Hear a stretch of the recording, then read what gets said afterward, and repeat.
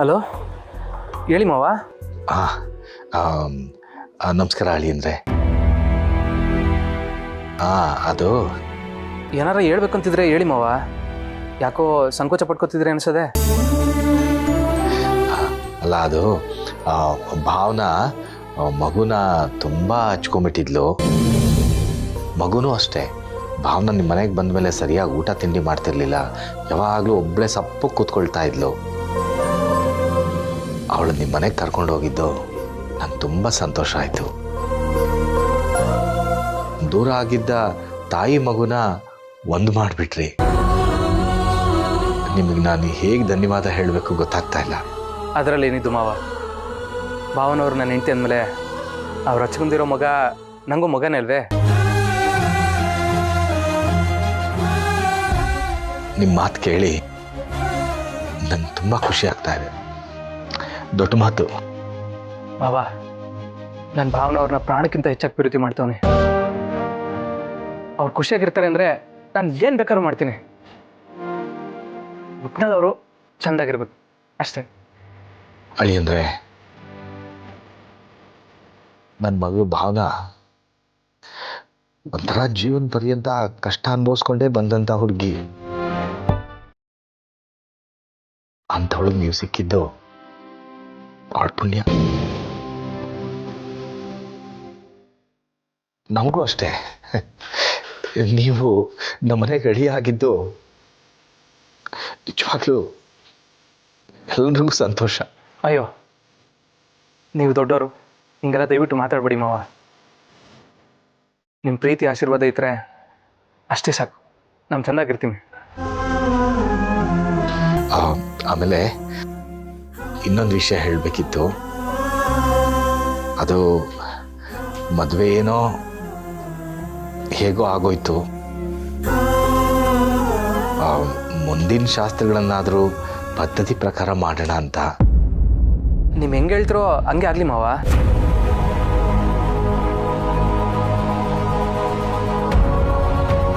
ಅದು ಮದುವೆ ಆದಮೇಲೆ ನೀವಿಬ್ಬರು ನಮ್ಮ ಮನೆಗೆ ಔತಣಕ್ಕೆ ಬರಬೇಕು. ಅದೇ ಸಂಪ್ರದಾಯ. ದಯವಿಟ್ಟು ಭಾವನನ್ನು ಕರ್ಕೊಂಡು ನಮ್ಮ ಮನೆ ಊಟಕ್ಕೆ ಬನ್ನಿ.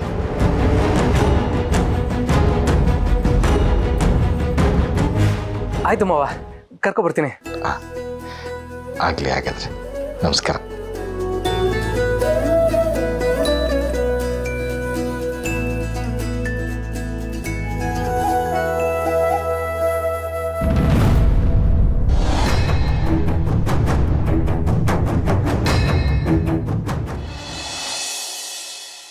ಖುಷಿ, ಸ್ಕೂಲಲ್ಲಿ ಚೆನ್ನಾಗಿ ಓದ್ತಿದ್ಯಾ ಅಲ್ವಾ? ಓ ಭಾವನಮ್ಮ.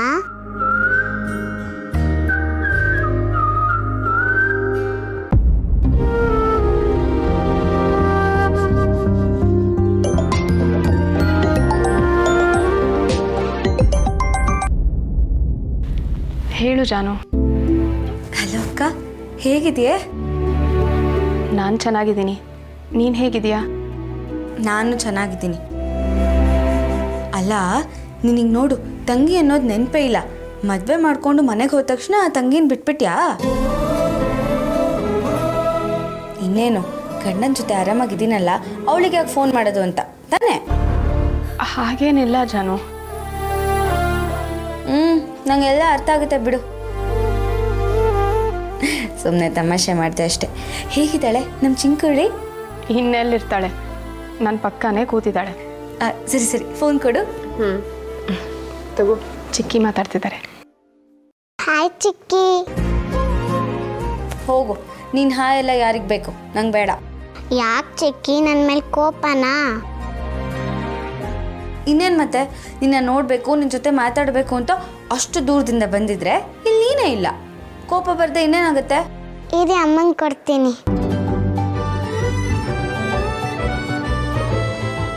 ಜಾನು, ಮನೆಗೆ ಬಂದಿದ್ಯಾ? ಹ್ಞೂ ಅಕ್ಕ, ನಾನು ಮತ್ತು ಜಯಂತ್ ಅವರು ನಿಮ್ಮ ಜೊತೆ ಇರಬೇಕು, ನಿಮ್ಮ ಜೊತೆ ಮಾತಾಡಬೇಕು ಅಂತಲೇ ಬಂದ್ವಿ.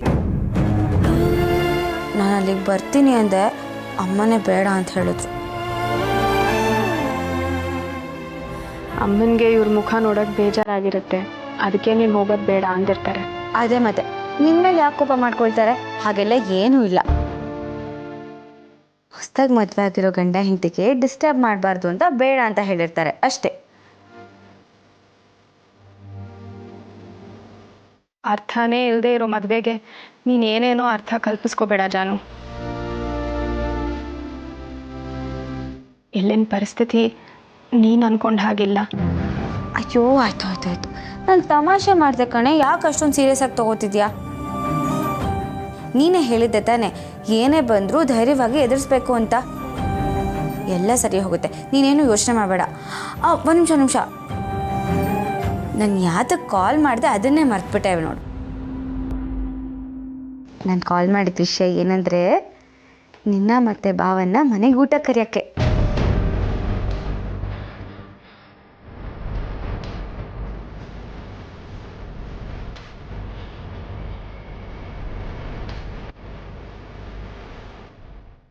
ಹಲೋ ಅಕ್ಕ, ಕೇಳಿಸ್ತು ತಾನೇ? ಕೇಳಿಸ್ತು. ಮತ್ತೆ ಯಾಕೆ ಏನು ಹೇಳ್ತಿಲ್ಲ? ಮನ್ಸು ಖಾಲಿ ಇದ್ದಾಗ ಮಾತು ಖಾಲಿ ಆಗುತ್ತೆ. ಅದಕ್ಕೆ ಅದೆಲ್ಲ ಸರಿ ಹೋಗಬೇಕು ಅಂತಲೇ ಮನೆಗೆ ಊಟ ಕರಿತಾ ಇರೋದು. ಜೊತೆಗೆ ನನ್ನ ಚಿಂಕುಳ್ಳಿನೂ ಕರ್ಕೊಂಡು ಬಾ, ಎಲ್ಲ ಸರಿ ಹೋಗುತ್ತೆ.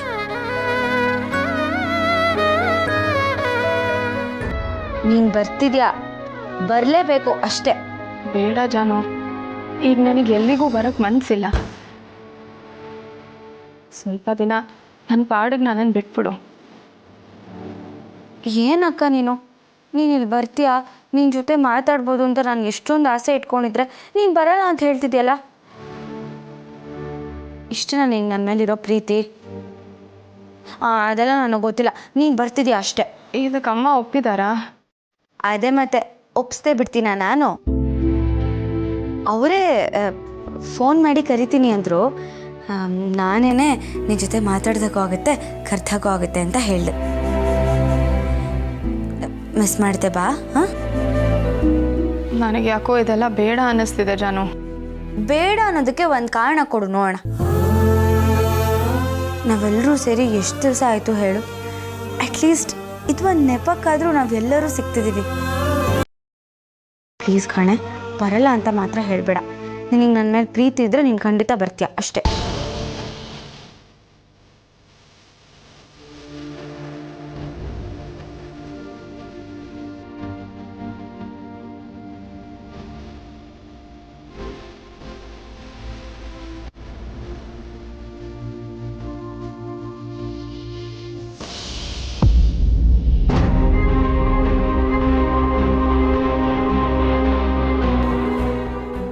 ಎಷ್ಟೇ ಟ್ರೈ ಮಾಡಿದ್ರು ಬಿಸ್ನೆಸ್ ಕೈ ಹಿಡಿತಾನೆ ಇಲ್ವಲ್ಲಪ್ಪ.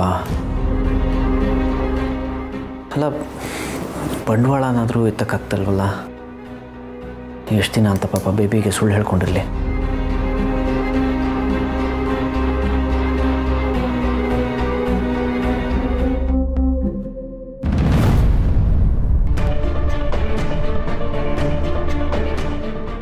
ಬೇಬಿ ಏನಾಯಿತು? ಯಾಕೆ ಇಷ್ಟೊಂದು ಕೋಪ ಮಾಡ್ಕೊಂಡಿದ್ಯಾ? ನಿನಗೆ ಮೊದಲಿಂದ ಬಡ್ಕೊಂಡೆ, ನನ್ನ ಮಾತನ್ನ ಕಿವಿಗೆ ಹಾಕೊಳ್ಳಿಲ್ಲ. ಈಗ ನೋಡು, ನಿಮ್ಮ ಮನೆಯವ್ರು ಹೇಗೆ ಬೇಕೋ ಹಾಗೆ ಮಾಡ್ಕೋತಿದ್ದಾರೆ. ಇವಾಗ ಅಂಥದ್ದು ಏನಾಯಿತು ಅಂತ ಹೀಗೆಲ್ಲ ಮಾತಾಡ್ತಿದ್ಯಾ? ಇನ್ನೇನಾಗಬೇಕು? ಸಿದ್ದುನ ಅಳ್ಳಿ ಅಂತ ಒಪ್ಕೊಂಡು ಮನೆಗೆ ಊಟ ಕರೆದು ಅಳ್ಳಿನ ಸತ್ಕಾರ ಬೇರೆ ಮಾಡ್ತಿದ್ದಾರೆ. ಎಲ್ಲ ಸಿದ್ದುನ ಹುಟ್ಟಿಗೆ ಹಾಕೊಳ್ಳೋಕ್ಕೆ ಪ್ಲ್ಯಾನ್ ಮಾಡ್ತಿರೋದು. ಪ್ಲೀಸ್ ಬೇಬಿ, ಹಾಗೆಲ್ಲ ಮಾತಾಡಬೇಡ. ಏನೋ ಆಗಿದ್ದಾಗೋಯ್ತು, ಅದನ್ನೇ ಮನಸ್ಸಲ್ಲಿ ಇಟ್ಕೊಂಡು ಹಠ ಹಿಡಿತಾ ಇದೆಯಲ್ಲ. ಹೌದು, ನಾನೇ ಹಠ ಸಾಧಿಸ್ತಿರೋದು. ಪಾಪ ನಿಮ್ಮ ಮನೆಯವರು ತುಂಬ ಇನ್ನೋಸೆಂಟ್ಗಳು ನೋಡು, ಏನೂ ಗೊತ್ತೇ ಇಲ್ಲ. ಎಲ್ಲ ಪ್ಲ್ಯಾನ್ ಮಾಡಿಕೊಂಡು ಎಷ್ಟು ನೀಟಾಗಿ ಸ್ಕೆಚ್ ಹಾಕಿದ್ದಾರೆ ನೋಡು. ಅವತ್ತು ಸಿದ್ದು ಮನೆ ಹತ್ರ ಬಂದಾಗ ಮನೆ ಒಳಗಡೆನೂ ಸೇರಿಸ್ದೆ, ರಾತ್ರಿಲೇ ಹೊರಗಡೆ ನಿಲ್ಲಿಸಿದ್ರು. ಆದರೆ ಈಗ ಮಾತ್ರ ಅಳಿಯ ಅಂತ ಒಪ್ಕೊಂಡು ಊರೆಲ್ಲ ಹೊಗಳ್ಕೊಂಡು ಬರ್ತಿದ್ದಾರೆ. ಈ ನಾಟಕನೇ ನಂಗೆ ಇಷ್ಟ ಆಗಲ್ಲ. ಬೇಬಿ, ನಿನಗೆ ಇಷ್ಟ ಆಗಿಲ್ಲ ಅಂದರೆ ಸುಮ್ಮನೆ ಇದ್ಬಿಡು. ಅವ್ರಿಗೆ ಹೇಗೆ ಇಷ್ಟ ಬರುತ್ತೋ ಹಾಗೆ ಮಾಡ್ಕೊಳ್ಳಿ. ಇವಾಗೇನು ಅವ್ರ ಮನೆಗೆ ಊಟಕ್ಕೆ ಬರೋದಷ್ಟೇ ತಾನೇ? ಅಷ್ಟಕ್ಕೆ ಯಾಕೆ ಇಷ್ಟೊಂದು ಕೋಪ ಮಾಡ್ಕೋತಿದ್ಯಾ? ಹೋ, ಇದು ಕೋಪ? ಕೋಪ ಅಲ್ಲ ಹರಿ, ಹತಾಶೆ. ಇಷ್ಟು ವರ್ಷ ನಿನ್ನ ಜೊತೆಲಿದ್ರು ಇವ್ರುಗಳ ಬುದ್ಧಿ ಅರ್ಥ ಮಾಡ್ಕೊಳ್ದೆ ಹೋದೆ. ಇವ್ರಿಗಿಂತ ಬುದ್ಧಿ ಇದೆ ಅಂತ ಗೊತ್ತಿದ್ರೆ ನಾನು ಈ ಮನೆಗೆ ಕಾಲೇ ಇಡ್ತಿರ್ಲಿಲ್ಲ. ಎಲ್ಲ ನನ್ನ ಕರ್ಮ.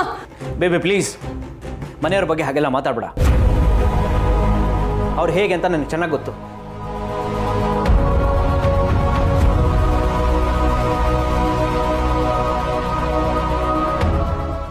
ನೋಡು,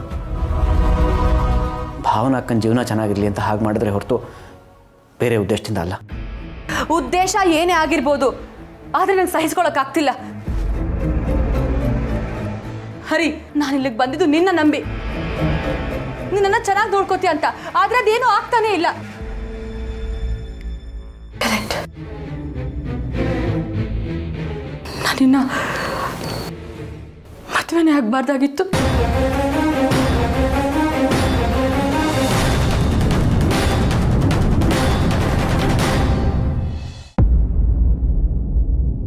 ಏ ಬೇಬಿ, ಏನು ಹೇಳ್ತಾ ಇದೆಯಾ ನೀನು? ಏನು ಮಾತಾಡ್ತಿದ್ಯಾ? ಇನ್ನೇನು ಹೇಳಿ ಹರಿ, ನಾನು ನಿನ್ನ ಮದುವೆ ಆಗಿದ್ದಕ್ಕೆ ತಾನೆ ನಿಮ್ಮ ಮನೆಗೆ ಬರೋ ಹಾಗಾಗಿತ್ತು. ನಾನಿದ್ದೀನಿ ಅಂತ ನನ್ನ ತಮ್ಮ ಸಿದ್ದುನು ಬಂದ. ಭಾವನ ನೋಡಿ ಪ್ರೀತಿಯಾಗಿ ಅದೇನೇನೋ ರಂಪ ರಾಮಾಯಣ ಎಲ್ಲ ಆಗಿತ್ತು. ಅದೇ ನಾನೇ ಬಂದಿರಲಿಲ್ಲ ಅಂದ್ರೆ ಇದೆಲ್ಲ ಏನೋ ಆಗ್ತಾನೆ ಇರಲಿಲ್ಲ. ಬೇಬಿ ಪ್ಲೀಸ್, ಹಾಗೆಲ್ಲ ಹೇಳ್ಬೇಡ. ಆಗ್ತಿರೋದಕ್ಕೆಲ್ಲ ನೀನೇ ಕಾರಣ ಅನ್ನೋ ಥರ ಬೇಜಾರು ಮಾಡ್ಕೋಬೇಡ. ಹಣೆ ಬರೋಣ ಯಾರು ತಾನೇ ತಪ್ಸೋಕ್ಕಾಗತ್ತೆ ಹೇಳು? ನೋಡು, ನೀನು ಹೀಗೆ ಯೋಚನೆ ಮಾಡ್ತಿರೋದಕ್ಕೆ ಈ ಥರ ಆಗ್ತಿರೋದು. ದಯವಿಟ್ಟು ಅದನ್ನೆಲ್ಲ ತಲೆಯಿಂದ ತೆಗೆದುಹಾಕು, ಆರಾಮಾಗಿರು ಪ್ಲೀಸ್. ಬೇಬಿ, ನೀನನ್ನ ಸಮಾಧಾನ ಮಾಡ್ತಿದ್ದೆ ಹೊರತು ಸಿಚುಯೇಷನ್ನ ಹೇಗೆ ಫೇಸ್ ಮಾಡಬೇಕು ಅನ್ನೋದು ಯೋಚನೆ ಮಾಡ್ತಿಲ್ಲ. ನಾಳೆ ಅವರಿಬ್ರು ಬಂದ್ರೆ ನಾನು ಅವ್ರ ಮುಖ ಹೇಗೆ ನೋಡ್ಲಿ? ಕಡೆ ನನ್ನ ತಮ್ಮ ಸಿದ್ದು, ಇನ್ನೊಂದ್ ಕಡೆ ನಿಮ್ಮ ಅಕ್ಕ ಭಾವನಾ. ಹಾಗಲ್ಲ ಹರಿ, ನನ್ಗೆ ಅವ್ರನ್ನ ನೋಡಕ್ಕಾಗಲ್ಲ.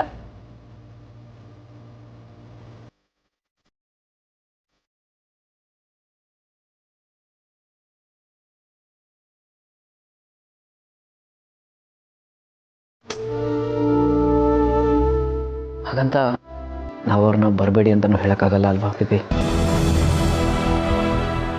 ಆ ಥರ ಹೇಳೋ ಹಕ್ಕು ನಮಗಿಲ್ಲ. ಇರಲಿ, ಅವ್ರು ಬಂದಮೇಲೆ ಏನೋ ಒಂದು ಮಾಡಿದ್ರೆ ಆಯಿತು. ಬೇಬಿ ಪ್ಲೀಸ್, ನೀನು ಮಾತ್ರ ಈ ಥರ ಇದೆಲ್ಲ ತಲೆಗೆ ತೊಗೊಂಡು ಬೇಜಾರು ಮಾಡ್ಕೋಬೇಡ. ಆರಾಮಾಗಿರು.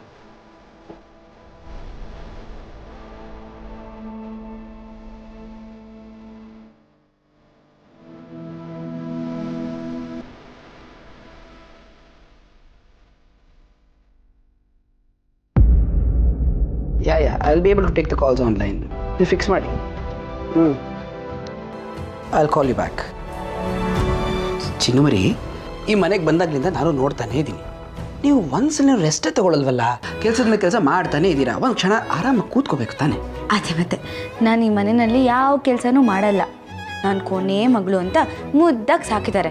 ನನ್ನ ಮಾತು ಹಾಡು ಅಷ್ಟಿದ್ಬಿಟ್ರೆ ಸಾಕು. ಅದೇ ನೀವು ನನ್ನ ಮನೆಯಲ್ಲಿ ಹೇಗೆ ನೋಡ್ಕೋತೀರಾ ಹೇಳಿ? ಏನೂ ಕೆಲಸ ಮಾಡಬೇಡಿ, ನೀವು ಸುಮ್ಮನೆ ಕೂತೀರಿ ಅಂತ ಹೇಳ್ತಿರ್ತೀರಲ್ಲ, ಇಲ್ಲೂ ಹಾಗೇನೆ. ಅಪರೂಪಕ್ಕೆ ಬಂದಿದ್ಯಾ, ನಿನ್ನ ಕೆಲಸ ಎಲ್ಲ ಮಾಡಬೇಡ ಅಂತ ಹೇಳ್ತಾರೆ. ಅದಕ್ಕೆ ಮಾತಾಡ್ಸ್ಕೊಂಡು ಓಡಾಡ್ತಾ ಇದ್ದೆ ಅಷ್ಟೇ. ಹೋಗ್ಲಿ ಬಿಡಿ, ನನಗೂ ಅದೇ ತಾನೇ ಬೇಕಾಗಿರೋದು. ನೀವು ಆರಾಮಾಗಿರಬೇಕು. ಈಗ ಬನ್ನಿ, ನನ್ನ ಜೊತೆ ಕೂತ್ಕೊಂಡು ಮಾತಾಡಿ. ಅಯ್ಯೋ ಎದಳಿ, ಇವಾಗ ಅದಕ್ಕೆಲ್ಲ ಟೈಮ್ ಇಲ್ಲ. ನಾವು ಇವಾಗ ಹೊರಗಡೆ ಹೋಗಬೇಕು. ಹೊರಗಡೆನಾ? ಯಾಕೆ? ಏನು ಹೇಗೆ ಕೇಳ್ತಿದ್ದೀರಾ? ಅಕ್ಕ ಬಾವ ಮನೆಗೆ ಊಟಕ್ಕೆ ಬರ್ತಿದ್ದಾರೆ, ಅವ್ರಿಗೇನಾದ್ರು ಗಿಫ್ಟ್ ಕೊಡ್ಬೇಕಲ್ವಾ? ಗಿಫ್ಟಾ? ಯಾಕ್ರಿ ಈ ಗಿಫ್ಟ ಅಂತಿದ್ದೀರಾ? ಮನೇಲೆಲ್ಲ ಮಾತಾಡ್ಕೊಂಡಿದ್ವಲ್ಲ, ಅವ್ರಿಗೇನಾದ್ರು ಗಿಫ್ಟ್ ಕೊಡಬೇಕು ಅಂತ. ನನ್ನ ತಂದಿದ್ದು ಹೂಗುಚ್ಛನೂ ಹಾಳಾಯಿತು.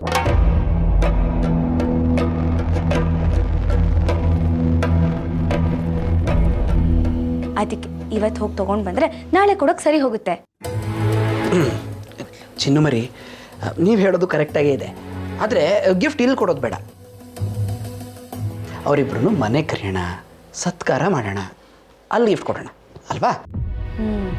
ನೀವು ಹೇಳೋದು ಸರಿ ಇದೆ. ಅವ್ರು ನಮ್ಮ ಮನೆಗೆ ಬಂದಾಗ ಗಿಫ್ಟ್ ಕೊಟ್ಟರೆ ಚೆನ್ನಾಗಿರುತ್ತೆ. ಆದರೆ ನಮ್ಮ ಮನೆಗೆ ಯಾವತ್ತು ಬರ್ತಾರೆ ಅಂತ ನಮಗೇನು ಗೊತ್ತು? ಇವಾಗ ನಾಳೆ ಬರ್ತಿದಾರಲ್ಲ, ಕೊಟ್ಬಿಡೋಣ.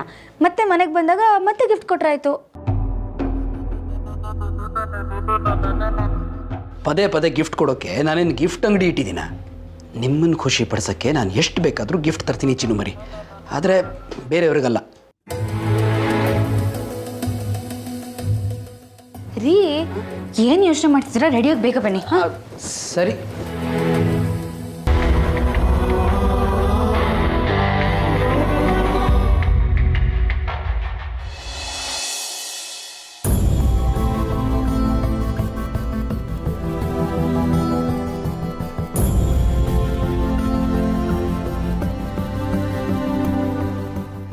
ಮೇಡಮ್ ಅವರೇ,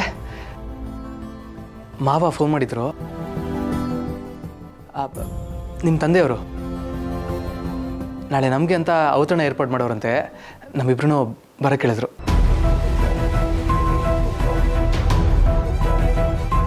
ನಿಮಗೆ ನಿಜವಾಗ್ಲೂ ಮಾನ ಮರ್ಯಾದೆನೇ ಇಲ್ವಾ? ಏನು ದೊಡ್ಡ ಘನಂದಾರಿ ಕೆಲಸ ಮಾಡಿದ್ದೀರಾ ಅಂತ ಅವ್ರು ಕರೆದಿದ ತಕ್ಷಣ ಹೀಗೆ ಖುಷಿಯಾಗಿ ಹೇಳ್ಕೊಳಕ್ಕೆ ಬಂದ್ರಿ? ನಿಮಗೊಂದು ಸ್ವಲ್ಪನೂ ನಾಚಿಕೆ ಆಗಲ್ವಾ? ಮೇಡಮ್ ಅವರೇ, ಏನು ಮಾವ ಅಂತಿದ್ದೀರಲ್ಲ, ಅವ್ರೇನು ನಿಮಗೆ ಖುಷಿಯಾಗಿ ಕಾಲು ತೊಳೆದು ಕನ್ಯಾದಾನ ಮಾಡಿ ಕಳಿಸಿದಾರಾ? ಇಷ್ಟೆಲ್ಲ ಆದಮೇಲೂ ನಿಮ್ಮನ್ನು ಅಷ್ಟು ಗೌರವದಿಂದ ಕರೆದಿದ್ದಾರೆ ಅಂದರೆ ಅದು ಅವ್ರ ದೊಡ್ಡ ಗುಣ. ಅದನ್ನು ಉಳಿಸ್ಕೊಳಕ್ಕಾಗಲಿಲ್ವಲ್ಲ ನಿಮಗೆ? ಪಾಪ ನಮ್ಮಮ್ಮ ನಿಮ್ಮನ್ನು ಎಷ್ಟು ನಂಬಿದ್ರು, ಎಲ್ಲ ಹಾಳು ಮಾಡಿಬಿಟ್ರಿ. ನೀವು ಒಬ್ಬ ಮನುಷ್ಯರ ಎಲ್ಲರ ನಂಬಿಕೆಗೂ ಮಸಿ ಬಳ್ದಿರೋ ಮೋಸಗಾರ ನೀವು. ಛೇ, ನಿಮ್ಮ ಮುಖ ನೋಡೋಕ್ಕೂ ನನಗಿಷ್ಟ ಇಲ್ಲ. ದಯವಿಟ್ಟು ಇಲ್ಲಿಂದ ಹೊರಟುಬಿಡಿ. ನಿಮಗೆ ಹೇಳಿದ್ದು ಅರ್ಥ ಆಗಿದೆ ಅನ್ಸುತ್ತೆ.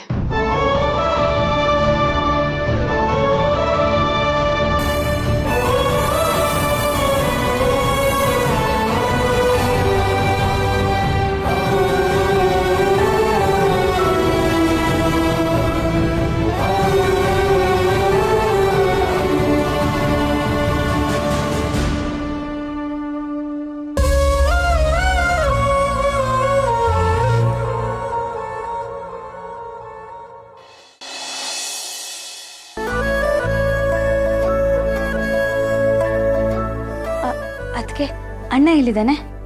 ಅವರು ಏನೋ ಕೆಲಸ ಐತೆ ಅಂತ ಹೊರಗಡೆಗೆ ಹೋದ್ರು. ಹೌದಾ? ಎಷ್ಟೊತ್ತಿಗೆ ಬರ್ತಾನಂತೆ? ಇನ್ನೇನು ಬರ್ಬೋದು. ಹೌದಾ?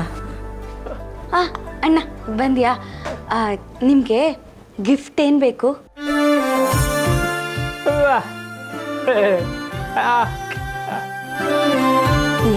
ಯಾಕೆ ಅಂದರೆ ನೀವಿಬ್ರು ಹೊಸದಾಗಿ ಮದುವೆ ಆಗಿದ್ದೀರಾ, ಗಿಫ್ಟ್ ಕೊಡದೆ ಇರೋಕ್ಕಾಗತ್ತಾ? ಏನು ಬೇಕು ಹೇಳು? ಅಯ್ಯೋ ಅದೆಲ್ಲ ಯಾಕೆ, ಭಾವನಾ ಅಕ್ಕ ನಿಮ್ಮ ಮನೆಗೆ ಬಂದಾಗ ನನಗಿಂತ ಬಳೆ ಕೊಟ್ಟು ಕಳಿಸಿದ್ರಲ್ಲ, ಅಷ್ಟೇ ಸಾಕು. ಅದು ಅಲ್ಲಿ ಬಂದಾಗ ಕೊಟ್ಟು ಕಳಿಸಿತ್ತು. ನಾನು ನೇರವಾಗಿ ಕೊಟ್ಟಿದ್ರೆ ಅವಾಗ ಓಕೆ ಅಂತ ಹೇಳ್ತಿದ್ದೆ. ಈಗ ನೇರವಾಗಿ ಸಿಕ್ಕಿದ್ದೀರಲ್ಲ, ಈಗೇನಾದರೂ ಒಂದು ಗಿಫ್ಟ್ ಕೊಡಲೇಬೇಕು. ಏನು ಬೇಕು ಅಂತ ಹೇಳಿ. ನೀನು ಯಾವಾಗ ಬೇಕು ಅಂತ ಹೇಳಿದ್ಯಾ ಹೇಳು. ಯಾವಾಗ ನೋಡಿದ್ರು ಬೇಡ ಅಂತಾನೆ ಹೇಳೋದು. ನನಗೆ ಮಾತ್ರ ಪ್ರತಿ ಸತಿ ಬಂದಾಗ ಏನಾದರೂ ಒಂದು ತಂದ್ಕೊಡ್ತಾ ಇರ್ತೀಯ. ಅದಕ್ಕೆ ನೀವು ಅವನ ಮಾತನ್ನ ಕೇಳಬೇಡಿ. ಏನು ಬೇಕು ಅಂತ ನನ್ನ ಹತ್ರ ಹೇಳಿ.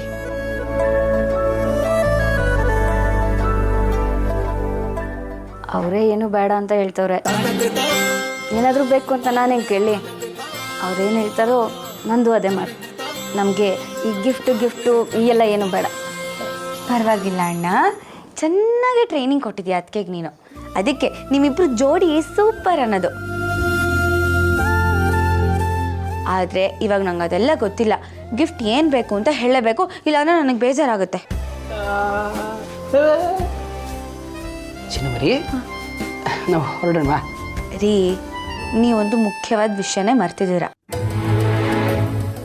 ಮರ್ತಿದ್ದೀನ? ಏನು? ಹೊಸ್ದಾಗಿ ಮದುವೆ ಆಗಿದ್ದಾರೆ ನೀವು ವಿಶ್ ಮಾಡಿದ್ರಾ